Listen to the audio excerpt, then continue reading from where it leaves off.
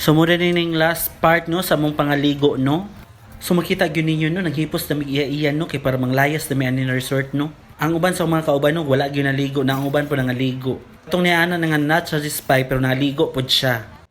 Iyahay kayo sila tanan na sa video. Magpa-apil pug ko ay mabidyo-bidyo pug ako adri kay iyahay na lang gyud nila. Iya nag cellphone so mag-apil ko adri sa video. Kay ako abening vlog. Di po gyud no naghipos na gyud mino so nag-iya na mig panakay no kay wala jud ko na enjoy ani na time.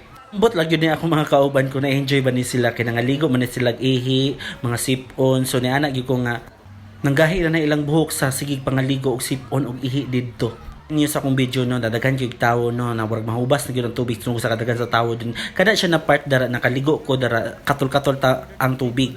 So pagkawas na mo sa exit no na si tatay na tumba dito no so nadusmo gid siya dito dapit sa kanang tubig. May na lang no wala siya nakuan dito sa tubig no kung kuan ba hubog-hubog ra ba siya ni wala ba siya kauban.